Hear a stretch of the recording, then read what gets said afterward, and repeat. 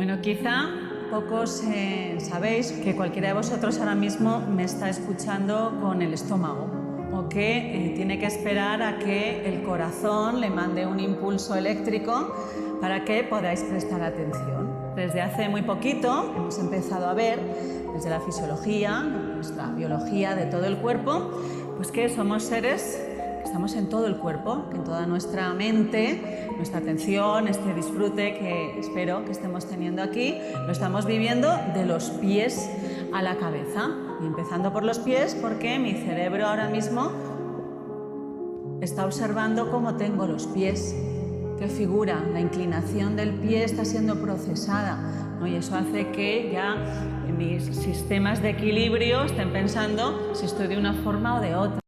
Sigue todo el recorrido del cuerpo y se fija cómo está mi espalda, ¿no? Por ejemplo, si aquí me hubiesen puesto una silla incómoda, que se llama así el experimento, pues yo tendría menos recursos neuronales ahora para contaros cosas, simplemente porque estoy sentada de otra forma, ¿no? Todo influiría también pues como yo tenga mis manos. Y fijaros que utilizamos las manos y no estamos transmitiendo información con ellas, es decir, no estoy diciendo esta forma así, sino estoy haciendo cosas así con las manos. Pero hoy sabemos que las manos están activando las neuronas de una región de mi cerebro que me están permitiendo integrar toda la información que yo tengo que contaros. ¿Cómo funciona esto? Pues hay unas neuronas, una parte aquí del cerebro, que es como esta diadema, que es la corteza somatosensorial que tenemos en la corteza, que son neuronas que se encargan de integrar los diferentes tipos de información que yo tengo que fusionar para generar un argumento que sea más o menos coherente. Pero esas neuronas también se encargan de procesar la información de las manos. Entonces el cuerpo dice, pues si esas neuronas se encargan de procesar las manos y también se encargan de procesar la información, si muevo las manos, a lo mejor puede procesar mejor la información. Entonces movemos las manos para ir activando nuestro cerebro. Luego también nos sirve a nosotros, ¿no? Sabéis que esta sensación de cuando nos acariciamos, nos tocamos las manos, nos estamos transmitiendo información a nosotros mismos. Yo soy una profunda defensora de acariciarnos.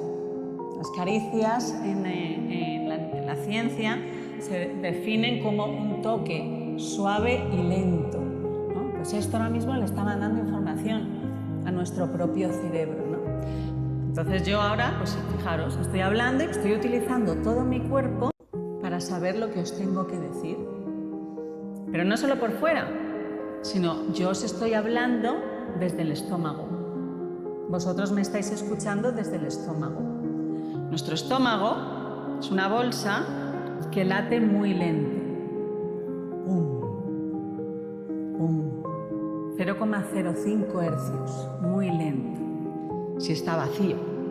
Pues ese ritmo, ese latir de nuestro estómago le está mandando información a mi cerebro. Si mi estómago está latiendo a esa frecuencia tan lenta, mi cerebro está generando ondas alfa. Esas ondas alfa permiten que yo pueda guiar mi atención para contaros una cosa u otra. Por tanto, yo no tendría el mismo cerebro si mi estómago está vacío que si ahora se está procesando una paella. Es decir, también estoy utilizando en este momento mi estómago. Estoy utilizando mis pulmones. Pues como esté respirando, va a hacer que tenga más memoria, más atención, que gestione mejor o no mi estado emocional.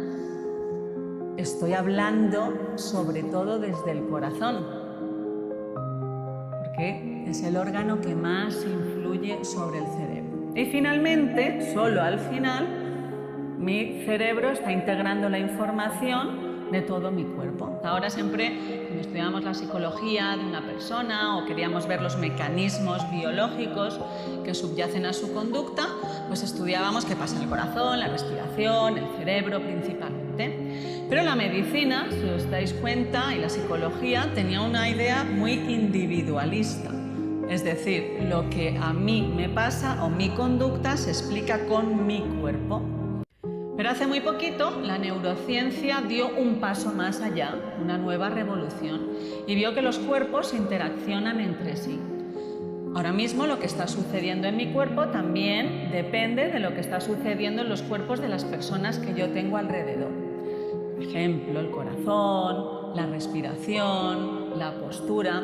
Y a mí esto es algo que me parece muy bello, impresionante, porque nos habla de una humanidad común, ¿no? Y porque nos hace pensar pues no solo tanto, ¿no?, en la comunicación entre las personas, sino en la comunidad. La idea que tenemos de cómo podemos impactar sobre los demás y la responsabilidad social que tenemos. A mí me encantaría que nos contaras de este último siglo XXI que es tan prolífico en un montón de estudios, de investigaciones. ¿Cuál para ti es absolutamente fascinante? Mira, esa pregunta es muy bonita porque yo solo he trabajado en la investigación. No he hecho otra cosa y creo que a lo mejor no sabría hacer ninguna otra, ¿no? Entonces, después de muchos años dedicado al cerebro, y el cerebro es el órgano más importante y el cerebro, pues hace como 8 o 9 años pues me enamoré profundamente del corazón y sobre todo de la relación, de ese diálogo que hay entre el corazón y el cerebro, ¿no? ¿Por qué? Pues entre otras cosas a mí me gusta mucho estudiar la historia de la medicina, la historia de nuestro pensamiento, porque yo creo que es importantísimo, ¿no?, que sepamos por dónde hemos ido pasando, ¿no? Y a lo largo de la historia pues, ha habido culturas que han sido cerebrocentristas y ha habido culturas que han sido cardiocentristas, ¿no? Y había una especie, una guerra, silencio, ¿no?, donde nunca realmente se hizo un debate, ¿no?, de si era el corazón o si era el cerebro. Y lo que me gusta de lo que está pasando ahora es que no hablamos de uno o de otro, sino que hablamos de la comunicación entre ellos, ¿no? O sea, ya no hay un rey y una reina, ¿no?, sino es ese matrimonio entre el corazón y el cerebro. Entonces, lo que nosotros hicimos en el laboratorio hace tiempo fue medir los campos eléctricos del cerebro. Cuando nosotros en los laboratorios medimos a personas, pues evidentemente no podemos abrir el cerebro, sino que tenemos que utilizar máquinas que midan lo que sucede en el cerebro de forma no invasiva, sin hacer ningún tipo de daño. Y eso lo podemos hacer con una serie de electrodos o unas máquinas que miden los campos electromagnéticos en las diferentes zonas del cerebro. Y simultáneamente a eso medimos el campo eléctrico del corazón, el típico electrocardiograma que todos hemos visto en un hospital o en una película. Digo que lo medíamos simultáneamente. ¿Por qué? Porque lo que queríamos ver era si había relación entre ellos.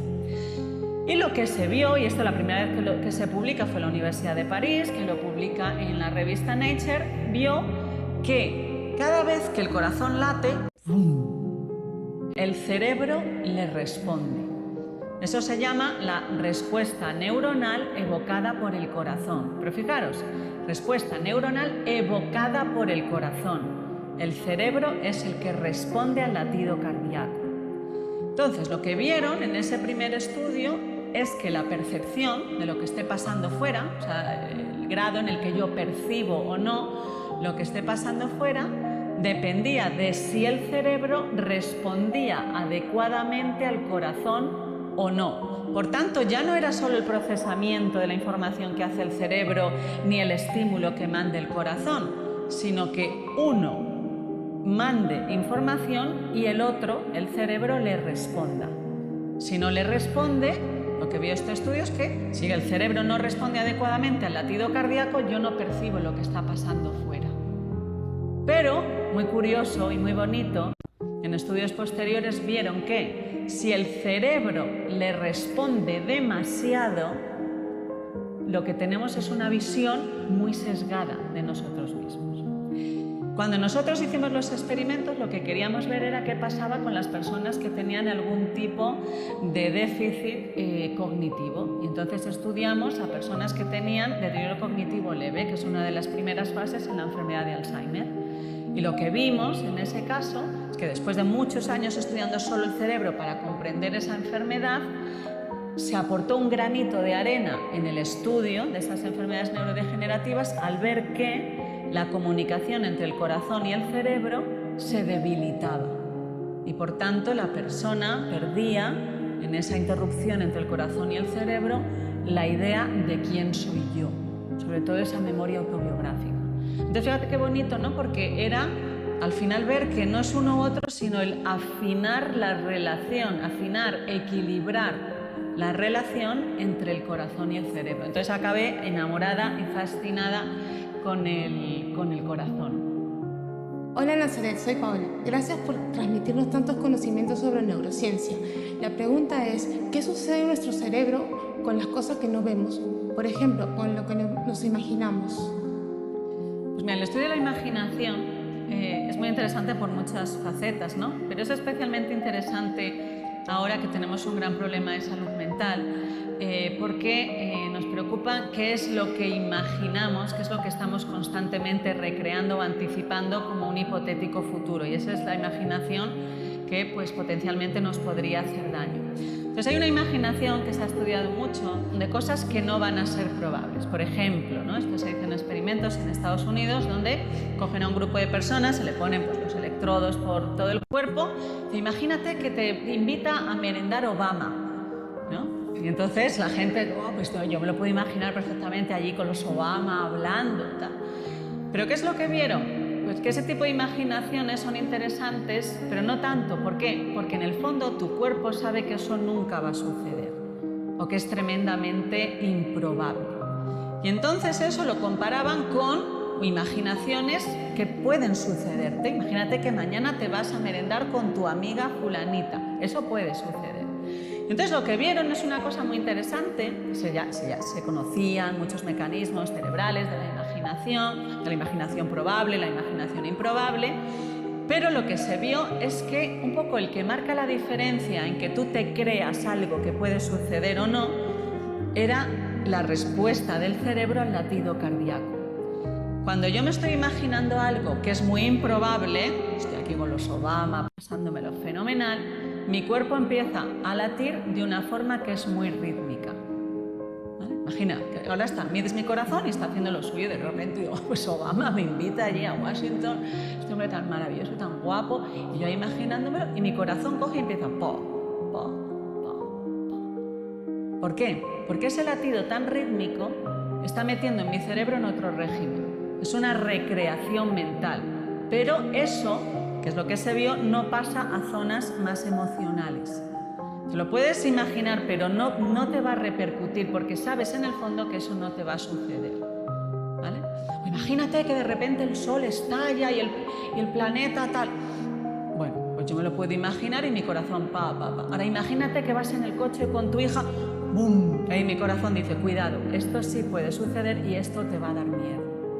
Y entonces el corazón inmediatamente cambia su ritmo y en ese cambiar su ritmo le indica al cerebro, activa otras zonas como es la ínsula, como es la amígdala y como es la corteza frontal, a decir, cuidado, que esta imaginación que te ha venido de repente puede suceder y te puede hacer mucho daño. Y entonces ya empieza una respuesta mediante el hipotálamo corporal. Así como imaginarme a los Obama, mi cuerpo se queda absolutamente igual porque sabe que no lo voy a ver en la vida. Imaginarme que le pasa algo a mi hija, ¡bum! Creo que todos aquí, ¿no? Podéis hacer la prueba. Cuidado. Y entonces eso ya pasa a ser corporal. ¿Y por qué digo que esto es muy interesante? Pues porque cuando tenemos problemas como ansiedad y como estrés, nuestro pensamiento imaginativo suele orbitar frente a esos posibles problemas, situaciones que sí que pueden ocurrir. Y entonces ahí otra vez lo explicamos con el corazón. Porque el corazón y el cerebro, cuando se comunican entre sí, lo que hacen es dotar a la percepción de una visión muy subjetiva, ¿no? Esa frase que yo repito hasta la saciedad, que mi madre me dice que te la he oído demasiado, apréndete otra. Me dice, que es, no vemos las cosas como son, sino como somos. Entonces, ese cómo somos es lo que aporta el corazón. ¿Por qué? Porque el corazón aporta esa perspectiva autobiográfica. Y entonces, ¿qué es lo que se vio? Otra vez la Universidad de París. Que el corazón y el cerebro crean mi representación interna de la realidad, que puede ser muy autorreferencial. Por ejemplo, imaginaos que un día salís a la calle y hace frío. Escuchar vuestro diálogo interior a ver cómo se ha generado, cómo se ha formulado la frase. ¿Hace frío o tengo frío? Podemos decir hace frío o tengo frío. El tengo frío significa que yo estoy viviéndolo desde una perspectiva muy basada en mí, muy egocéntrica, ¿vale? Muy autorreferencial. En ese caso, mi corazón y mi cerebro están muy fusionados, demasiado, ¿no? Por eso a mí otra de las frases a las que yo pues, le tengo cierta prudencia es eso de sigue tu corazón. Porque cuando el cerebro sigue a tu corazón, yo tengo una perspectiva demasiado narcisista, ¿vale? Siempre digo que sigue a tu corazón si tu corazón sabe dónde tiene que ir. ¿Por qué? Porque si no me hace orbitar solo frente a mí, a lo que yo pienso, a lo que a mí me interesa, a cómo yo lo vivo. Mientras que equilibrar un poquito esa relación corazón-cerebro hace que yo tenga una percepción de lo que sucede que es mucho más moderada de mi referencia. Es un poco menos subjetiva.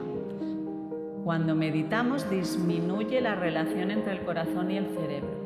Las zonas del cerebro que disminuyen su respuesta al corazón están asociadas con una desidentificación de mi propia identidad. Es decir, bajamos un poquito ese yo que está muchas veces excesivamente en el centro.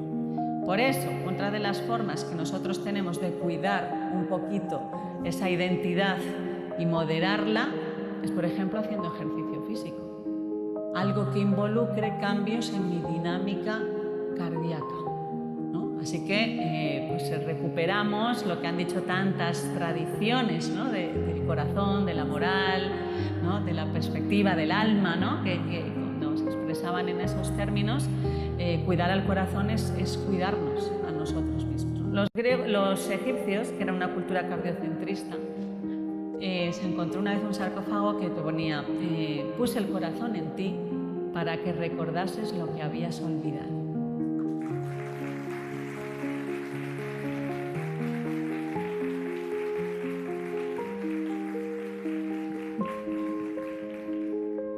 Hola Nazaret, mi nombre es Elena y para mí es muy bonito poder compartir este ratito contigo.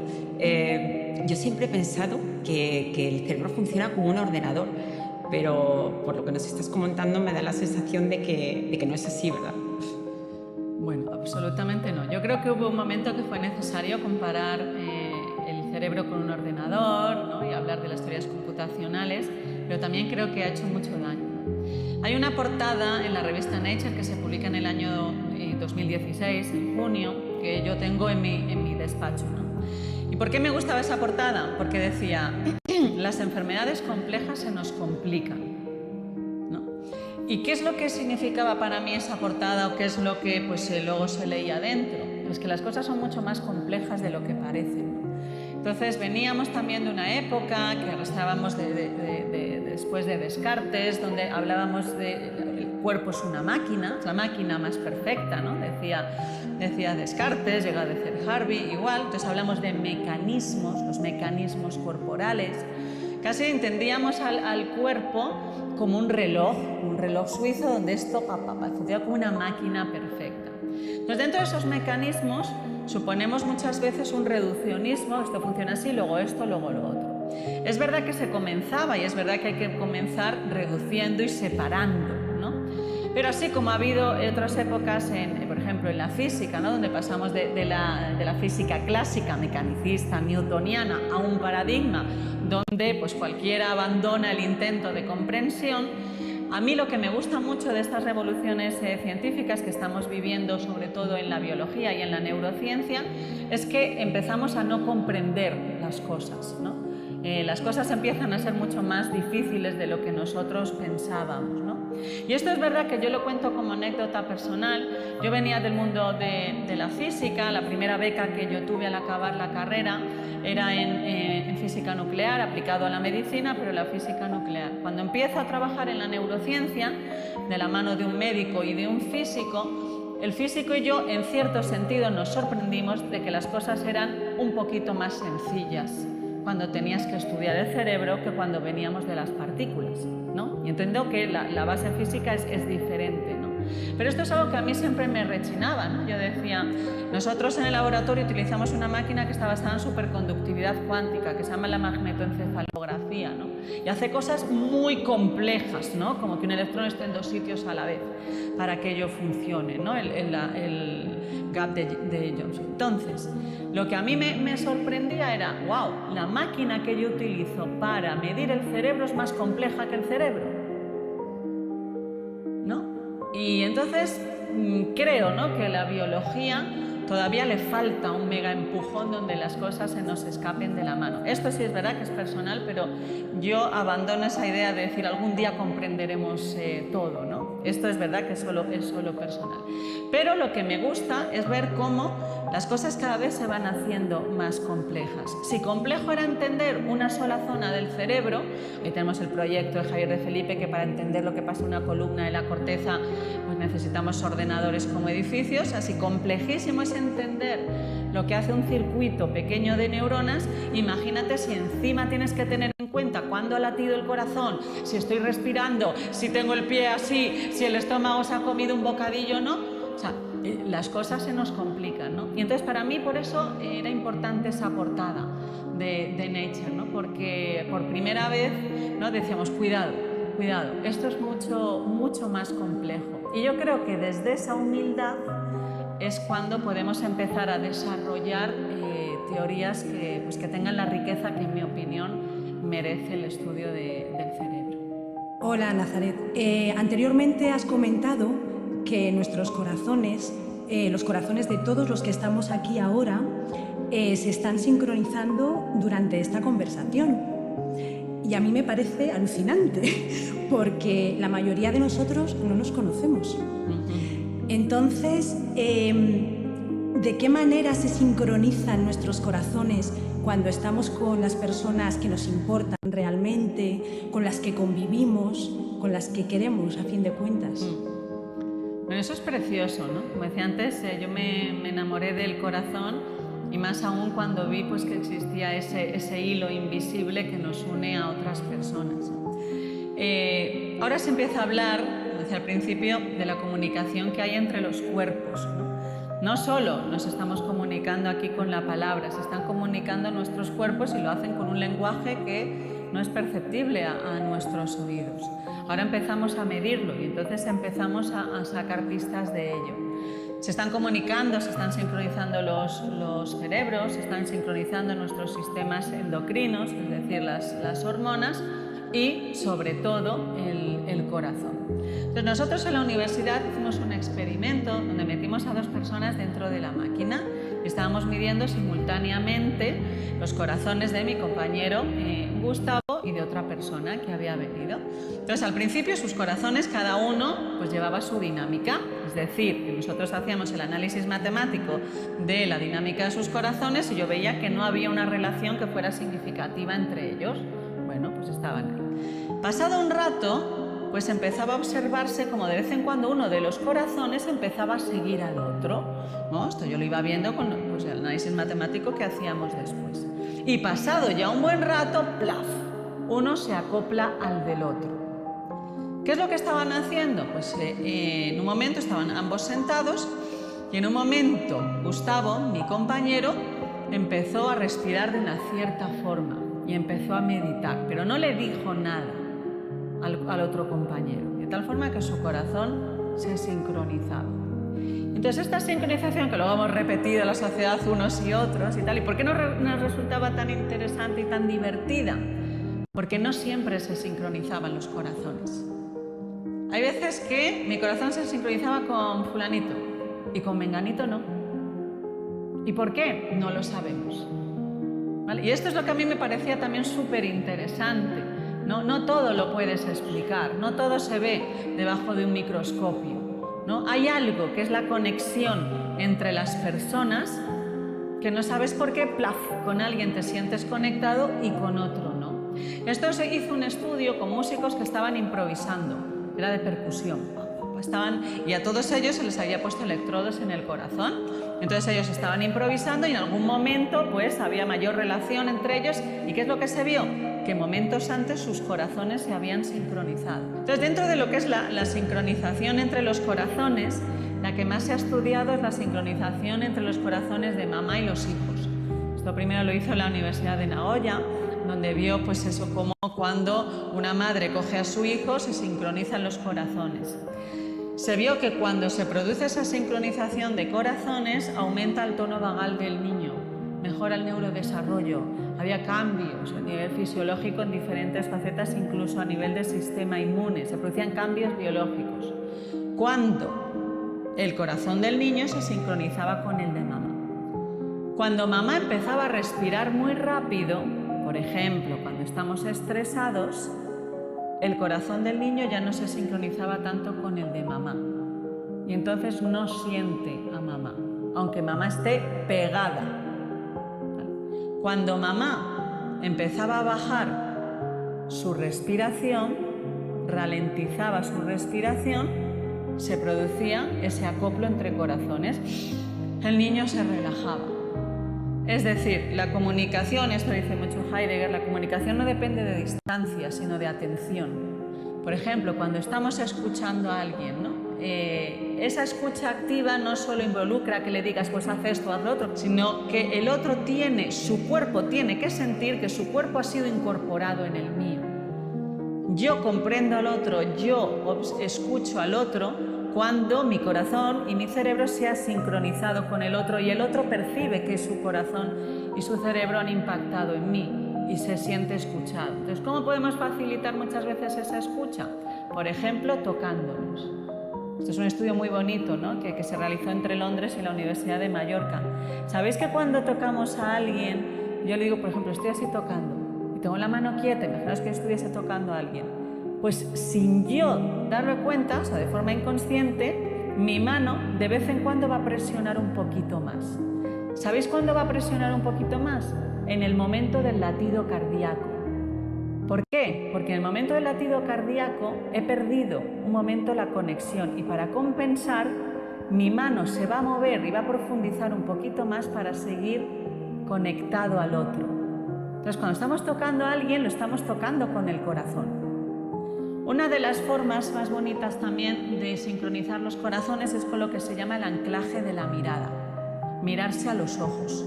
Algo que, por ejemplo, todos evitamos cuando estamos muy nerviosos, ¿verdad? No sé si os ha pasado a veces, ¿no? Que le estáis contando a alguien, ¿sabes lo que me hizo? Y me dice, ¿qué tal? El muy pájaro me ha dicho.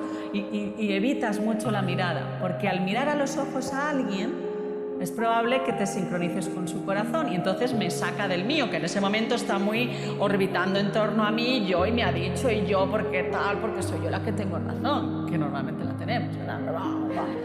Entonces evito la mirada porque lo que interesa ahora es que yo orbite frente a mí.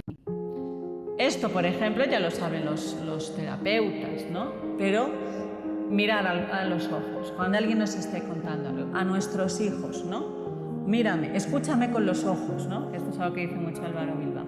Escúchame con los ojos. Y entonces ahí se produce esa sincronización de corazones. Esa sincronización de corazones impacta sobre la corteza cingulada, una de las zonas del cerebro social, que nos permite esa empatía. Y entonces, la pregunta ahí que se suele hacer es, vale, yo estoy escuchando a alguien, lo estoy escuchando de una forma atenta, estoy plenamente allí, presente en esa escucha, estoy mirando a los ojos, incluso puedo tocar.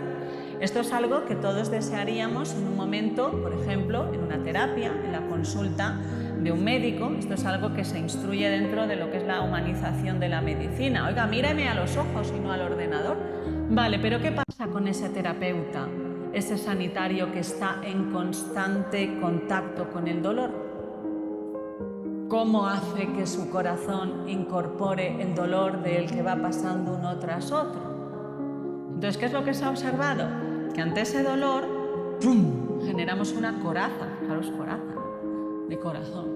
Y entonces se produce una disociación mente-cuerpo. Lo que me está diciendo mi cuerpo, ahora me tengo que separar porque yo no puedo soportar tanto dolor.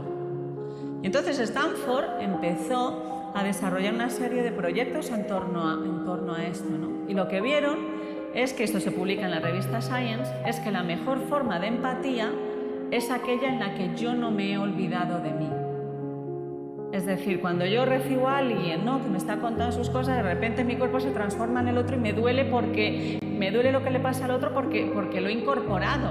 Entonces, casi como que yo he desaparecido. Esto se explica neurobiológicamente porque se observa una inhibición de la ínsula. Yo me he convertido en el otro. ¡Wow! Lo he absorbido completamente. Entonces, claro, esto es muy doloroso. Y esto todo el día es muy doloroso. Entonces, ante eso me separo. Pues, ¿cómo yo puedo percibir al otro, pero manteniendo mi ínsula? Es decir, sigo siendo yo, ¿no?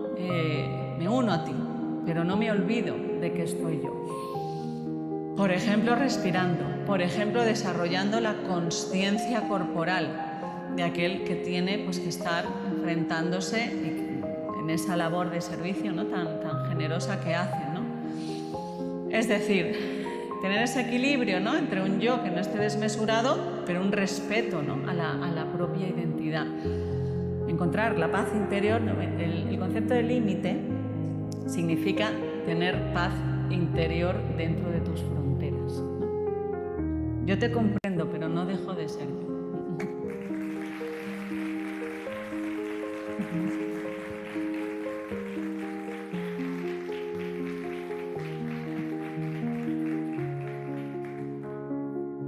Hola Nazaret, mi nombre es César. A mí hay algo que me ha entregado siempre mucho, y es que mis hermanos y yo hemos tenido la misma infancia, nos hemos criado juntos, pero la recordamos de manera diferente. La pregunta es, ¿pueden dos personas haber vivido una misma situación y aún así recordarla completamente distinta? Absolutamente, absolutamente. Y afortunadamente también, ¿no?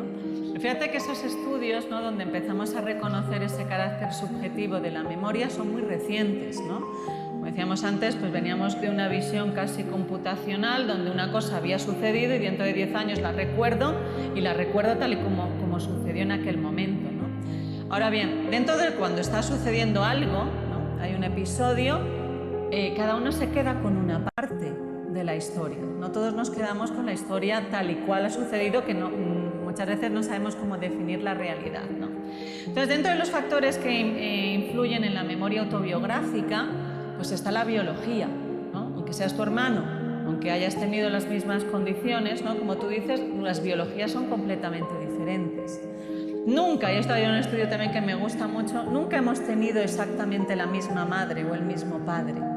Las relaciones entre cada uno de ellos, aunque tengamos varios hijos y los queramos absolutamente con la misma intensidad, no somos la misma persona, ¿no?, con unos y con otros. Y esto es un poco también en general. Yo no soy la misma persona cuando estoy con una persona cuando estoy con otro, ¿no? Hay un artículo que me encantó, ¿no?, que es sobre la neurobiología del apego, que yo me lo imaginaba como un día yo estoy cenando en mi casa y puede estar ahí mi pareja, mi hijo, mi hija, mi madre, una amiga y una hermana. Y yo tuerzo la cabeza y estoy hablando con mi pareja y se activa una red cerebral. Pero hago así, miro a mi hija, es otro cerebro. Hay otras áreas involucradas. Miro a mi amiga, es otra red neuronal. Miro a mi hermana, es otra red neuronal. Es decir, ¿soy la misma? Yo siempre. ¿Es la misma persona la que percibe siempre? No. Por tanto, no voy a valorar ni voy a percibir igual lo que diga mi hija que lo que ha dicho una amiga o lo que dice mi hermana, ¿no? Y entonces, aunque nos parezca que los hermanos y los padres pues somos uno, pues eso sucede también, ¿no? Luego, hay otra parte que a mí me encanta, que viene muy a raíz de lo de la familia, y es que ahora se empieza a estudiar la influencia que tienen las memorias transgeneracionales. Esto primero se ha estudiado con animales y ahora se empieza a estudiar en seres humanos. Es verdad que hay que ser muy prudente porque todavía hay muy poquitos estudios. Pero ¿qué es lo que nos dice? Que nosotros ya venimos con memorias de miedos que han vivido nuestras familias antes que nosotros. Entonces, esas memorias transgeneracionales pueden estar más activas en mí y en mi hermana otras. Es decir, venimos ya con una gran mochila, ¿no?, que llevamos a cargo. Y luego, sobre todo, que a lo largo de la vida, ya desde la gestación, tú vas haciéndote tu propia idea del mundo, ¿no? Somos siempre esos caminantes, ¿no? Donde no hay camino y que vamos haciendo camino al andar. Y aunque el paisaje sea el mismo para tu hermano y para mí, el camino, para tu hermano y para ti, el camino no va a ser exactamente igual, ¿no? Entonces volvemos otra vez a esa memoria, a esa percepción subjetiva. No vemos las cosas como son, sino como somos, ¿no? Y hay otra cosa que últimamente también me indagaba, ¿no? Sobre ello, porque estábamos haciendo un estudio de salud mental, hicimos un congreso, entonces repasando los números de salud mental, leí 2 números que cuando los cotejé, los puse y dije, ¡wow! Según dicen las estadísticas, un 70% de las personas vamos a vivir o hemos vivido eventos potencialmente traumáticos. Según dicen otros estudios, no sé, ni el 1% acude a terapia. Por tanto, fíjate, ¿no? La combinación. Vamos a la deriva. Somos psicologías a la deriva completamente. Entonces, la probabilidad de que yo haga daño a alguien por algo que yo podría haber evitado con una terapia es 1. La probabilidad de que yo sufra por algo que alguien podría haber evitado yendo a terapia es 1. Entonces, ¿cuántas cosas podríamos haber evitado, ¿no? Entonces, para mí esto viene muy ya desde dentro de la familia, desde pequeñitos, ¿no? Conocer nuestra propia historia. ¿Qué ha pasado? ¿Cómo ha pasado? Debemos perder ese miedo a reflexionar sobre nuestra biografía, sobre la biografía de los que vinieron antes, ¿no? Ese miedo a ir a una terapia. Yo creo que tendríamos que normalizarlo. Igual que ahora vamos a gimnasia, no porque yo me haya roto algo y tengo que ir a rehabilitación, sino voy al gimnasio para estar mejor, ¿no? Pues igual que yo no voy al psicólogo cuando ya llamo a la puerta, me voy arrastrando.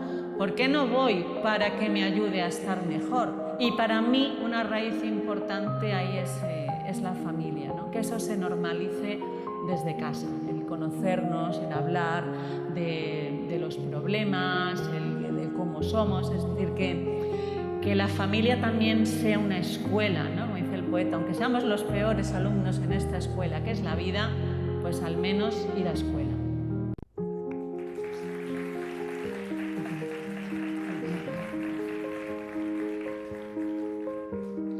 Hola Nazaret, mi nombre es Mariana. Muchas gracias por compartir con nosotros todos tus conocimientos. Soy coach y hasta hace poco estudié mindfulness y gestión emocional y te escuchaba hablar sobre la respiración, la importancia que tiene la respiración en nuestro bienestar, y me gustaría saber qué dice la neurociencia sobre esto. Pues mira, si tuviera que contarte lo que dice la neurociencia sobre el impacto de la respiración sobre el cerebro, acabaría muy pronto. ¿Por qué? Porque se empieza a estudiar hasta hace muy poquito. El primer estudio se publica en el año 2017, un estudio importante, quiero decir, que se publica en la revista Science, ¿no? Y es la primera vez que se habla de la neuroanatomía de la respiración, es decir, qué zonas del cerebro se activan cuando respiramos, cuando inspiramos y cuando exhalamos. Entonces, dentro de lo poco que se conoce, pero que cada vez es más, lo que se ha visto es que la respiración funciona como una especie de marcapasos, ¿no? Que va guiando los ritmos de las neuronas. Cada vez que nosotros inspiramos, y esto yo siempre invito a que cuando lo cuento nos imaginemos que eso está sucediendo en nuestro propio cuerpo, ¿no? Porque yo creo que la biología la tendremos que entender así, ¿no? Esto está sucediendo ahora mismo dentro de mí, ¿no? Y esto es lo que a mí me parece como muy impactante, ¿no? Muy bonito, ¿no? Nosotros empezamos a coger aire por la nariz, ¿vale? Por la nariz. Entonces, a los 300 milisegundos, el aire ha entrado por mi nariz, ha estimulado las fibrisas que tenemos allí, los flagelos, y entonces cuando ya se mete a cerebro, estimula el bulbo olfativo. Y a los 300 milisegundos de comenzar la inspiración, le llega un impulso eléctrico al hipocampo, a los hipocampos, que son estas zonas del cerebro más profundas que están involucradas en la memoria. Allí hay neuronas, claro, como en nuestro cerebro, que están realizando sus funciones. Imaginaros. Vamos a imaginarlo como si fuese una orquesta. Tenemos una orquesta formada por muchos músicos. Y los músicos, imaginemos que están afinando sus instrumentos, cada uno está haciendo lo suyo. Y entonces, en un momento, que es 300 milisegundos después de iniciar la inspiración, aparece de repente un director de orquesta que hace y todos responden unos con los tambores, los otros con el violín, cada uno con su instrumento, pero todos le responden, ¿vale? Eso se llama la alineación neuronal en alfa inducida por la respiración, ¿vale? Es decir, llega la inspiración por la nariz, a los 300 milisegundos en mi hipocampo, las diferentes neuronas que forman esa orquesta han empezado a emitir latidos eléctricos en un ritmo que es alfa, que es 8, 10, 12 veces por segundo. Un ritmo muy importante para el cerebro. Es decir, que la respiración induce orden, coordinación, sincronización en nuestro cerebro. Y dices, bueno, ¿y por qué es importante que haya ese orden, esa sincronización y esa coordinación en nuestro cerebro? Pues porque para que nuestro cerebro pueda procesar información y pueda ejecutar sus funciones, necesita estar orquestado. Y esto, por ejemplo, es muy bonito porque entendemos que cuando nosotros estamos haciendo cualquier ejercicio, por ejemplo, vosotros ahora me estáis escuchando, estáis prestando atención, vuestro cerebro se está ordenando. Cuando nosotros nos abandonamos, ¿no?, y entramos en esa especie de estoy aquí pero no estoy allí, no hago nada, mi cerebro es más desordenado. Entonces hay una anécdota muy bonita que vino Einstein a Madrid y al final de su conferencia dice, bueno, no espero que nadie me haya comprendido, pero no importa, porque lo importante es que en el intento de comprenderme he introducido orden en sus cerebros. Entonces, cuando hacemos ese esfuerzo de voy a leer un libro, voy a prestar atención a algo, estoy haciendo que mi cerebro funcione como una orquesta. Entonces, podemos tener una orquesta como la Filarmónica de Berlín o la Orquestilla del Pueblo. ¿De qué depende eso? De lo que yo haya entrenado, ¿verdad? De las veces que yo haya ensayado. Un músico que toca en Berlín o en Viena es alguien que ha trabajado mucho, ¿verdad? Entonces, nuestro cerebro aprende a aprender, aprende a ordenarse. Entonces, una de las formas de ordenarse es con la respiración. Entonces, hay una cosa muy interesante que nosotros acabamos de medir y es que nosotros respiramos normalmente de una forma muy desordenada. Cuando no he acabado la inspiración ya estoy exhalando. O sea, mira, cuando empezamos los experimentos en la universidad para ver la influencia de la respiración sobre el cerebro, yo me había estudiado cómo tenía que ser el patrón respiratorio. Entonces, pues eso, como cuando sales de la carrera que luego llegas y dices, pero todo esto a mí ¿de qué me ha valido? ¿Por qué? Porque cuando yo medí a las 100 y pico personas que nosotros medimos, donde medíamos la respiración por ambas fosas, simultáneamente al cerebro, al corazón. Cuando yo estudiaba matemáticamente a esas 100 y pico personas, dije, ¿pero dónde está la del libro? Aquí no hay nadie que respire bien. La primera que se había metido en la máquina a hacer esos experimentos fui yo. ¿Y cuál fue mi impacto cuando yo vi cómo respiraba? Yo me creo que yo sé algo. Y entonces ahí me hice una reflexión de decir, yo me he pasado la vida estudiando, porque los que nos dedicamos a la investigación es eso, el trabajo, ¿no? Dice, yo tengo muchos títulos, pero no sé nada de mi respiración. A los 40 y muchos años que tenía, que no me acuerdo cuántos. Me dije, pero ¿cómo puede ser que respire tan mal que no sepa si respiro por la nariz o por la boca? Que me entero ahora a los 40 y tantos años que tengo 2 fosas nasales. Pero sé resolver una ecuación de cuántica.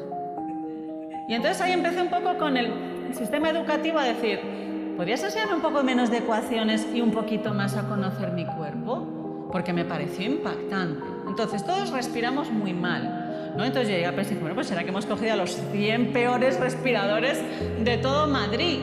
No, me fui a la literatura y lo que documenta la literatura es que respiramos, hemos desevolucionado, dice la literatura, ¿no?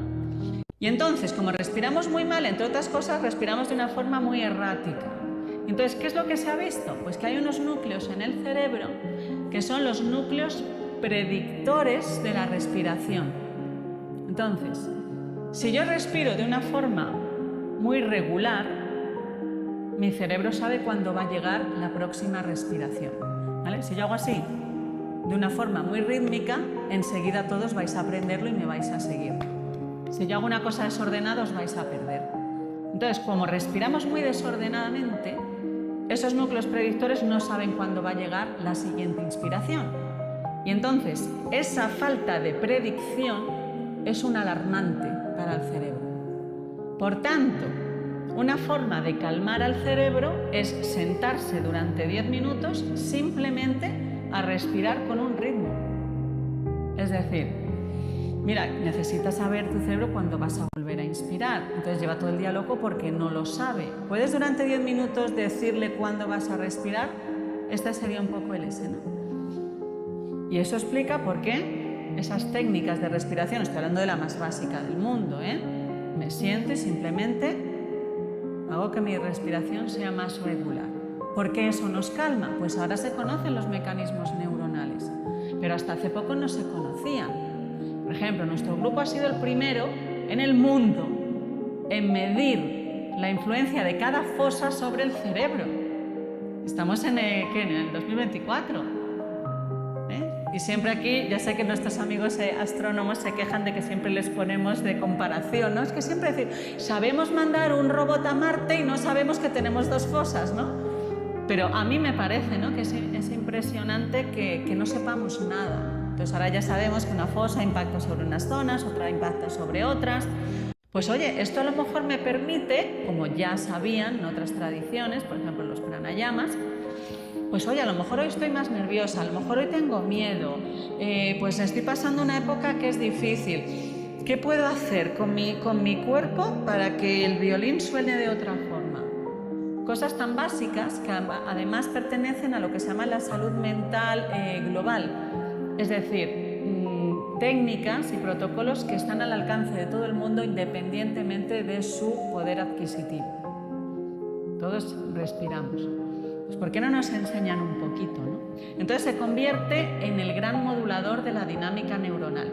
No porque sea el órgano que más influye, el sistema que más influye sobre el cerebro, que es el corazón, sino porque a diferencia del sistema digestivo, del corazón, la respiración es aquel que yo puedo moldear a voluntad.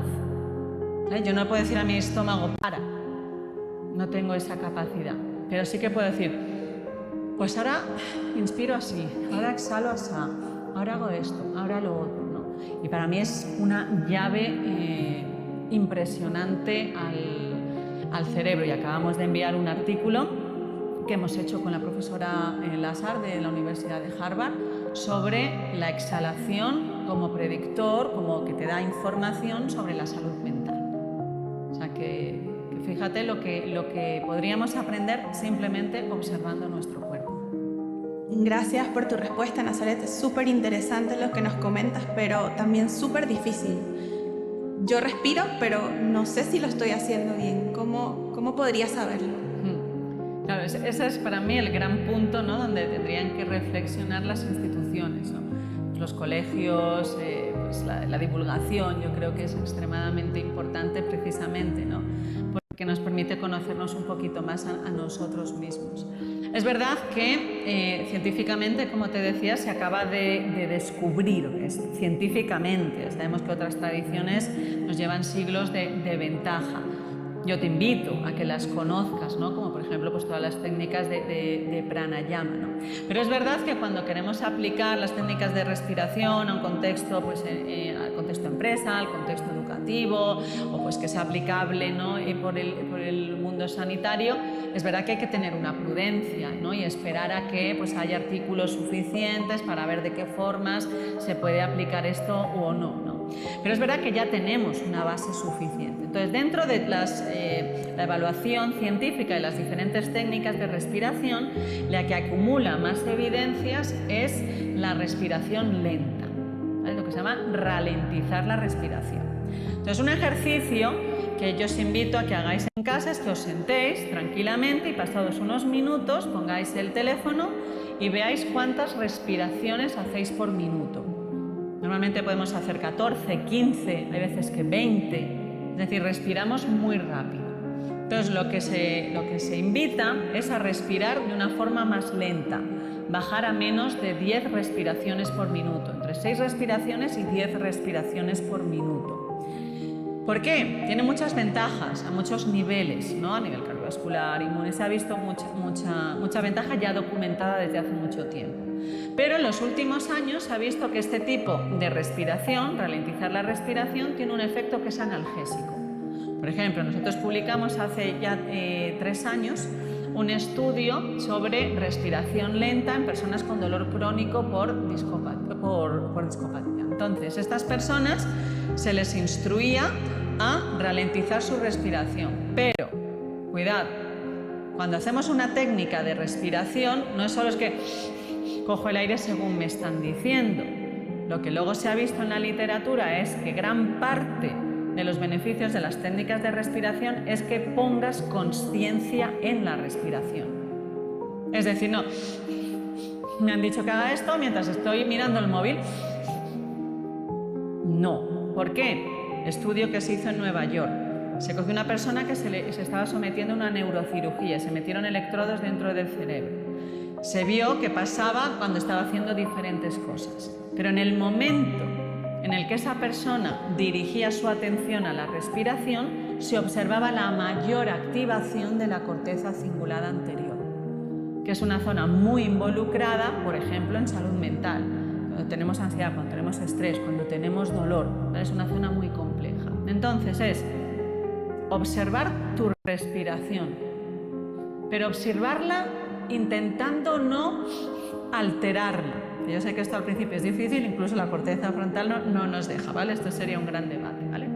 La observo como si me diese igual con lo que observase, sin juzgar. A mí me gusta mucho cuando hablamos de la contemplación, observa como si estuvieras mirando por la ventana. Obsérvala, te has asomado al balcón de tu cuerpo, al balcón de tu respiración. Observa tu respiración, pero mantente ahí en esa observación. No es un análisis, ¿vale? Y no es una observación de ¡qué mal! Y esto así, y esto así. Es una observación ecuánime, es una observación que tiene que ser muy tierna. Yo creo que en cualquier proceso de contemplación, igual que sucede en la meditación, si no te acompaña la dulzura, hay un psiquiatra que a mí me encanta, es uno de los padres de la humanización de la medicina, Borknia, que dice: la ternura es hacernos comprender que somos merecedores de la vida que nos habita. ¿Veis qué bonito, eh? La ternura es hacernos comprender que somos merecedores de la vida que nos habita. Entonces, si esa mirada te la diriges hacia ti misma, con esa ternura, fíjate ya el mensaje que te estás mandando. Entonces, te observas y observas la respiración. Y primero la observas, antes de cambiar nada hay que conocerlo, ¿no? Observas durante unos momentos, observas simplemente. ¿Vale? Y luego, poco a poco, vas haciéndolo cada vez más lento. Pues prolongo un poquito la inhalación, pero prolongo mucho más la exhalación. Esto es lo que nosotros hacíamos en el experimento, ¿vale? Sé que hay muchas técnicas, pero yo cuento la que nosotros hemos medido, ¿vale? Inhalo contando en 3. Pero no hagáis como me hacían algunos sujetos del laboratorio. Inhalo contando en 3. Voy a exhalar contando en 6. Pero siempre con mucha ternura, ¿vale? Con suavidad. No. Con mucha ternura. Estoy un ratito ahí. ¿Me siento cómodo? Inhalo contando en 4. Exhalo contando en 8. ¿Estoy cómoda? Puedo subir a 5. Bien. ¿Vale? Y así, lo voy subiendo. 6, 12. Hasta que lleguemos, porque no hace falta de verdad llegar a ninguna meta. Hasta que yo consiga que mi respiración sea cada vez más lenta. Pero siempre observándola. ¿Vale? Y observándola ¿con qué mirada? Con esa mirada de ternura. A mí me gusta aquí mucho Pablo Dors, ¿no? Cuando dice, oye, ese momento en el que te vas a encontrar contigo, ese momento de intimidad, ¿cómo quieres hacerlo, no? ¿Cómo coges a ese ser que eres tú, ¿no? ¿Cómo te acercas a ti? Entonces ahí ya estás mandando mucho mensaje, porque el cómo te acercas a ti, con qué amabilidad, ya activa unas zonas del cerebro y no otras, ¿vale? Entonces sabemos que nuestra atención se va a ir constantemente, porque lo sabemos. Y es más, es su función. Entonces, amablemente le invitamos a que vuelva. Estas distracciones son parte del camino, que muchas veces confundimos el observar la respiración con dejar la mente en blanco, con que no se me ha ido la atención en ningún momento. No, esto hay que olvidarlo, ¿vale? Parte del aprendizaje es observar la cantidad de veces que nos hemos ido, ¿no? Entonces, ralentizar, por ejemplo, cuando tenemos dolor. Ralentizar. Entonces, lo que dicen los estudios es que si hiciéramos esto 10 minutos al día, pues tendríamos beneficios significativos en nuestra salud mental. Fíjate. Hola, Nazaret.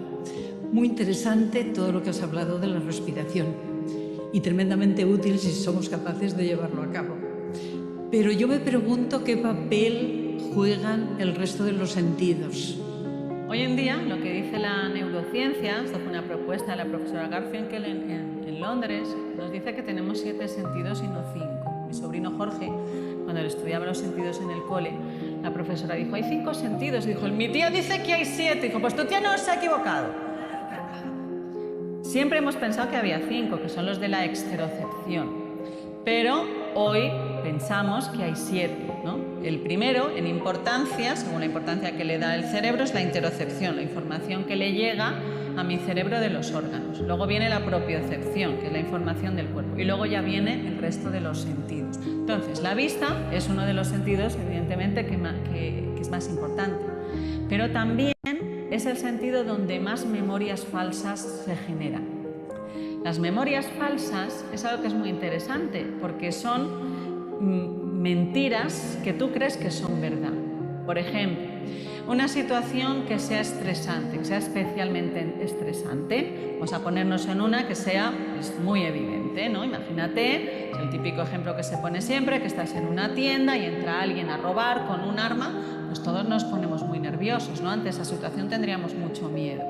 Ahí se libera mucho cortisol en nuestro cuerpo y el cortisol inhibe al hipocampo. Por tanto, yo no estoy memorizando bien aquello que está sucediendo. Entonces, cuando luego llega la policía y te piden, a ver, Rosario, por favor, dinos un relato, qué es lo que has visto, cómo era la persona que ha entrado, puede que sin tú quererlo mientas y digas memorias falsas. Entonces, esto es importante pues, en situaciones así, que hay muchos estudios que ponen pues, un poco en prudencia los típicos testigos, ¿no? de estos eventos, ¿no? Pero es también importante porque esa misma situación también nos sucede en un contexto en casa, ¿no? Cuando nos ponemos muy nerviosos, cuando estamos en un conflicto o con algún compañero, se produce lo mismo. Y entonces tendemos a decir mentiras que nosotros pensamos que son absolutamente ciertas. También es muy importante cuidar, ¿no? Como tú dices, los sentidos. ¿Qué me entra por los sentidos? Pues, por ejemplo, ahí hay unos estudios que nosotros hicimos con Camilo José Cela, el hijo, que estudiábamos qué pasa en el cerebro cuando estamos viendo obras de arte, que me gusten o no me gusten. Entonces, cuando algo nos gusta, se activan unas zonas del cerebro. Y cuando algo nos gusta menos, se activan otras zonas del cerebro que tienen pues, su repercusión a diferentes estados emocionales y luego salud mental, ¿no? Y entonces, esto es a mí algo que siempre me ha parecido que es muy importante, que creo que no se nos educa o no somos conscientes del papel que tenemos de elegir lo que entra por nuestros sentidos. ¿Por qué no realizamos más veces a lo largo de nuestra vida decir, a esto cierro los ojos, ante esto me tapo los oídos, ¿no? Por ejemplo, ¿no? Nos recreamos mucho o yo creo que tenemos un exceso de imágenes altamente negativas en los medios, ¿no? Pues, por ejemplo, sabemos hoy en día que cuando no hemos visto pues, estas imágenes, nosotros lo vemos, lo está procesando, luego se apaga la tele, pero lo que se ha visto es que hasta 2 horas después mi cerebro sigue procesando esas imágenes. Entonces, ¿cuál es el equilibrio entre estar informado y tener un poco un exceso de alimento sensorial que es negativo, ¿no? También para mí a veces sería una muestra de respeto hacia uno mismo, decir, no, esto ya. ¿Vale? Porque sé que esto va a impactar en mí más de lo que yo considero, ¿no? O no, en esto me recreo un poco más, porque esto también va a esculpir mi cerebro. Es decir, ser mucho más selectivo con lo que nos entra por los sentidos, ¿no? Y entre otras cosas, pues por ejemplo el olfato. Si el olfato está considerado el sentido de la memoria, pues lo que olemos nos trae muchos recuerdos. Sabemos que activa partes de nuestro cerebro, sabemos que rejuvenece, ¿no? Estudios que se han hecho en el Max Planck. Entonces, para mí sí, es una pregunta muy, muy bonita porque me parece que nos invita a ser más selectivos, ¿no? con nuestro alimento sensorial. Dice que la cara es el reflejo del alma. ¿Qué verdad hay en esto? Pues mira, científicamente podríamos decir que se apoya esa idea, ¿no? de que la cara es ese espejo del alma. En nuestro cerebro hay una zona que se llama la corteza somatosensorial. En el año 1952, Penfield describió qué pasaba en esas cortezas, es decir, cómo esa parte del cerebro daba cuenta de las diferentes partes de nuestro cuerpo. Entonces, cuando se estudió esto, se pensaba pues, que nuestro cuerpo estaba así repartido desde la cabeza a los pies aquí y que mi espalda, que es muy grande, pues habría muchas neuronas que están dedicadas al procesamiento, a las sensaciones y al movimiento de la espalda, porque es la zona más grande. Pero ¿qué es lo que se descubrió en aquel año, que fue muy sorprendente? Pues que nuestro cuerpo estaba descolocado, descuartizado por allí, por las cortezas somatosensoriales, pero sobre todo se descubrió que había zonas de nuestro cuerpo que son más importantes que otras para nuestro cerebro. Dentro de las zonas más importantes para nuestro cerebro están la cara y las manos, ¿vale? Especialmente la cara, y dentro de la cara lo que rodea nuestra boca, ¿vale? Éramos como seres con unas manos enormes, una cara enorme y una boca enorme, también todo lo que rodea a nuestros ojos. Hoy en día, por ejemplo, ese modelo de Penfield ha sido extendido, ya se ha publicado un estudio hace muy poco que muestra que nuestro cerebro tiene en cuenta que lo que pasa en nuestro cuerpo, pero no ya por partes, ¿vale? Pues el pie, la cara, la mano, sino que hay 3 zonas en esa corteza somatosensorial que dan cuenta de mi cuerpo como un todo. ¿Vale? Es el modelo integrado somatosensorial. Es decir, cómo está mi mano, pero en relación a cómo está mi pierna. ¿Vale? Mi cuerpo como un todo, es decir, la postura en sí. Entonces, dentro de esa corteza somatosensorial, la representación de la cara, como digo, es de lo más importante. Ahora bien, nosotros sabíamos que el cerebro sabe cómo está la cara, pero que cómo esté la cara influye sobre el cerebro es algo que es bastante reciente. Entonces, lo que se ha visto es que el cerebro está interpretando el gesto de mi cara para poder interpretar también cómo estoy yo. Esto tiene un origen casi en el siglo XIX, con William James, Merleau-Ponty, los primeros estudiosos de la mente corporeizada, ¿no? Pues nuestro cerebro necesita el cuerpo para dar expresión a nociones tan abstractas como la tristeza. ¿Qué es la parte que se está estudiando ahora? Pues un proyecto muy bonito, ¿no? que yo menciono mucho porque me parece especialmente bonito, que es pacificar el gesto. Dar más cuenta a lo largo del día de cómo está mi gesto.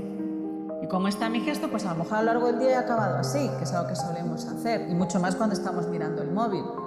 Voy a pacificar el gesto de mi cara. Voy a suavizar la musculatura alrededor de mis ojos, ¿no? ¿Por qué? Porque esa relación, esa información va a ser bidireccional hacia el cerebro. Entonces, mi cara refleja mi estado, ¿no? Si estoy triste, pues lo vas a ver en mi cara aunque yo no diga nada, ¿no? Ahora bien, cómo esté mi cara también va a influir en ese estado emocional. O sea que hasta ahora lo que hemos dicho es que la cara es el espejo del alma, ¿no? Pero también podemos darle la vuelta, ¿vale? Que la cara sea lo que da forma, lo que refleja también el alma. Es decir, cómo va cambiando una y otra, ¿no?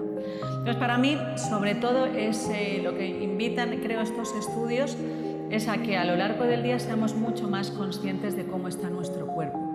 Dirigir nuestra mirada a una conciencia corporal, mucho más a menudo. ¿Para qué? Para intentar cambiar rumbos. O sea, a lo largo del día yo observo y normalmente estaré así muy probablemente. Intentar corregirlo. Estaré así. Intentar pacificarlo. Es decir, que sea mi cuerpo lo que exprese ese alma y que mi cuerpo permita también dar forma a ese alma.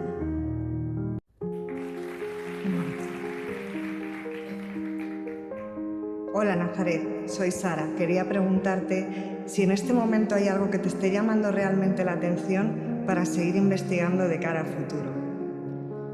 Pues mira, si os cuento algo que, bueno, es un poco un secretillo, pero pues así como hace 12 años empecé una línea de investigación que costó abrir, que era pues la neurociencia, la meditación y la interacción entre los órganos y el cerebro. Entonces empezamos a estudiar la influencia del intestino y el estómago sobre el cerebro, la influencia del corazón y luego la influencia de la respiración sobre el cerebro.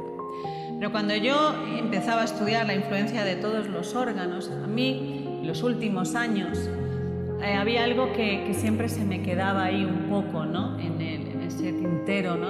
Con un poco de frustración, porque he de decir que cuando hicimos los experimentos yo puse electrodos por todas partes a ver lo que pillaba, pero es verdad que solo pude detectar el campo eléctrico del estómago, del intestino, del corazón y luego la respiración. Pero ¿por qué yo puse electrodos por todo el cuerpo?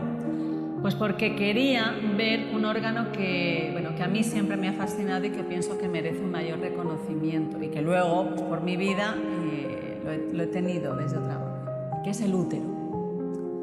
La influencia del útero sobre el cerebro. Eso es un proyecto que pretendo comenzar dentro de muy poquito.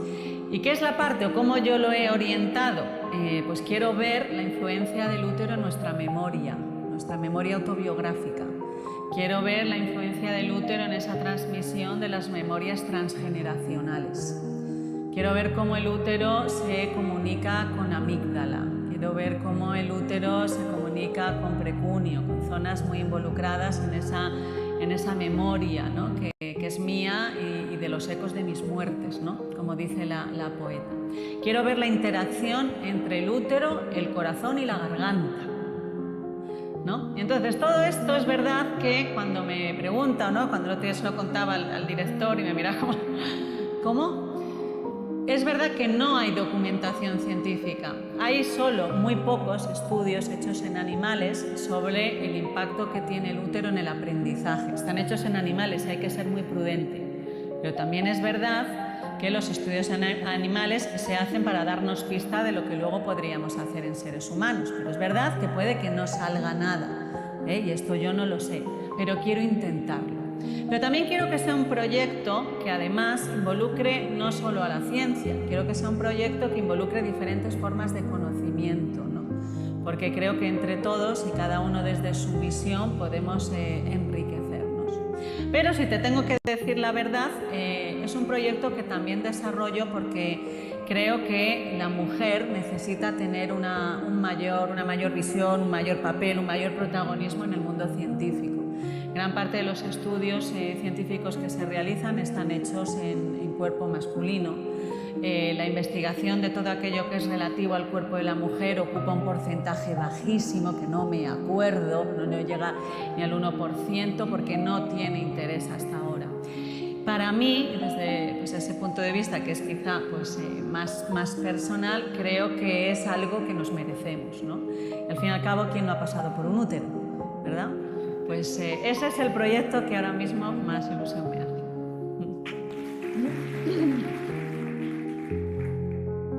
Hola Nazaret, soy Patricia. La pregunta que te quería hacer yo es un poco, sobre todo relacionada con los niños o con la educación. Y aunque te suene así un poco utópico, ¿qué te imaginas tú en la educación en un futuro ideal? ¿O cómo sería para introducirlo dentro del sistema educativo? Pues mira, has dicho una palabra que yo creo que a veces tendríamos que dejar de utilizar, que es utopía, ¿no? Hay un filósofo que yo admiro mucho, que es Josep María Esquirol, que nos habla, hablando por ejemplo de la educación, ¿no? Nos habla de las migajas de utopía, ¿no? Migajas utópicas. Pues ¿por qué no nos quedamos con ciertas migajas de esa utopía que nos parece tan lejanas, ¿no? Entonces, dentro de esas migajas que podemos incluir en el sistema educativo, a mí me gustaría un sistema educativo que fuese mucho más corporal. Si yo me tuviera que quedar con una práctica que introduciría en toda la sociedad y no solo en los niños, sería bailar. No bailar aunque bailemos mal, ¿no? No se trata de ser bailarines. ¿Qué pasaría si, por ejemplo, en una empresa tuviéramos la posibilidad de bailar todos los días un ratito? ¿Qué pasaría si los niños entrasen a clase ya moviéndose, ¿no? Y con un ritmo alegre? Si habéis bailado, yo creo que todos tenemos la experiencia de que cuando sales de la clase estás mucho más alegre. Por ejemplo, cuando nosotros realizamos movimientos iguales, un grupo de personas que estamos bailando a la vez, estamos repitiendo los mismos movimientos, se produce una sincronización de corazones. Entonces, ¿cuál es el objetivo muchas veces del baile, que lo hemos tenido en todas las culturas? Pues no solo es moverse, no solo es ese momento de alegría, sino que favorece mucho la comunicación. Entonces, yo creo que algo, ¿no?, que como sociedad tenemos que aprender es, aparte de pues, fomentar los mecanismos de comunicación, sería fomentar la comunidad, ¿no? Estar más en contacto. Y para mí el baile, sin duda, sería el ideal. Hola Nazaret querida, soy Adriana de México. Bueno, muy impresionante y muy apasionante la evolución de la neurociencia en estos últimos años. Pero yo te quería preguntar, ¿quién ha sido tu inspiración? ¿O quién te hizo cambiar la manera de ver la neurociencia? Pues yo creo que la persona que más me ha influido y a la que he ido descubriendo poco a poco a lo largo de los años de mi carrera científica ha sido a don Santiago Ramón y Cajal. Cuando yo empecé a estudiar neurociencia, que lo hice aquí en el Hospital de la Paz, en Madrid, en la Universidad Autónoma, en la Facultad de Medicina, pues era un personaje que era considerado el padre de la neurociencia. Entonces estudiábamos qué es lo que había hecho, sus contribuciones. Entonces para mí, Ramón y Cajal en aquel momento era un genio.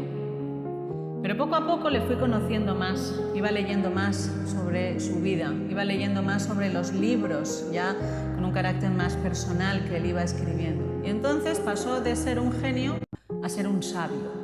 Para mí no es lo mismo un genio que un sabio, ¿no? Entonces fui descubriendo una persona que me pareció fascinante, ¿no? Que me pareció que nos debería hacer pensar mucho el mundo académico. El mundo académico muchas veces está lleno de personas que yo consideraría geniales, extremadamente inteligentes, pero muchas veces para mí también falta cierto desarrollo a otro tipo de nivel. Debemos hablar mucho más desde el corazón y para mí Cajal hablaba principalmente desde allí. Yo creo que le encantarían los estudios de la relación entre el corazón y el cerebro. Entonces Ramón y Cajal, un personaje fantástico porque nació en un pequeño pueblecillo, Petilla de Aragón, y su padre estaba obsesionado con ser el mismo médico. En su momento su padre era ayudante de cirujano, era un técnico, pero fue estudiando, acabó siendo médico y presionó mucho a Cajal para que estudiase medicina. Pero Cajal desde muy pequeñito quería ser pintor. Él pintaba, tiene unos dibujos de Cajal con pocos años que es asombroso el talento. Entonces una anécdota que cuentan, ¿no?, que el padre de Cajal fue a la iglesia del pueblo, que en aquel momento había un pintor que estaba restaurando, y le dijo: mira, ahora voy a traer a mi hijo y cuando venga quiero que usted le diga que ha visto sus dibujos y que no tiene talento para el dibujo, que lo abandone. Y entonces allá que va el pobre Cajal y escucha: esto es un mamarracho, algo así le dijo, ¿no? Entonces esto lo cuenta Cajal en sus memorias, en su secretaria Enriqueta, que escribió un libro maravilloso, ¿no?, que fue uno de los momentos más importantes y bonitos de su vida. Fíjate, le dio la vuelta, según contaba él después. Aquello no le frustró, sino que hizo, según él, que el dibujo se convirtiese a lo largo de su vida en su gran refugio. Aquel lugar donde él era él, aquel lugar donde él encontraba su centro. Estudió medicina, ya sabemos todos la brillantísima carrera científica que tuvo, pero fue un gran dibujante y gracias a eso nosotros tenemos las primeras imágenes de las neuronas, porque lo que veía en el microscopio lo pintaba y es espectacular lo que él hacía. Pero aparte de eso y lo que nos ha aportado y el deleite que supone ver las láminas de Cajal, yo me quedo siempre con esa parte. Cajal buscaba siempre momentos donde estar consigo mismo. Cajal era un gran defensor de la propia intimidad, de volver a sí mismo, de recuperar su propio silencio, que decía. Entonces, algo que ha acompañado a Cajal y que para mí ha sido pues una gran referencia es, por una parte, su inquietud, que quedó inacabada, de desarrollar una ciencia humanista, de unir diferentes formas de conocimiento. Él era una persona absolutamente curiosa por la filosofía, por la literatura. literatura, tiene Sorolla, la hizo un cuadro, se reunían en su casa, se reunían en el Café Gijón de aquí en Madrid con los intelectuales y era pues un curioso absolutamente por todo. Entonces él quería incorporar todo aquello a la ciencia porque la ciencia debía ser humanista, esto quedó inacabado. Pero lo que me queda de Cajal es esa famosa frase de todos podemos ser escultores de nuestro propio cerebro si nos lo proponemos. Es que era un gran defensor de la intención. Él empieza a hablar de la plasticidad, el término pues ya había sido acuñado antes, pero él defendía esa capacidad plástica del cerebro, es decir, esa capacidad del cerebro a reorganizarse. Entonces, él nos invitaba, que esto es algo que a mí a nivel personal me ha guiado mucho en mi vida, él nos invitaba siempre a reflexionar sobre dónde ponemos la intención para siempre trabajar en pos de obtener una mejor versión de nosotros mismos.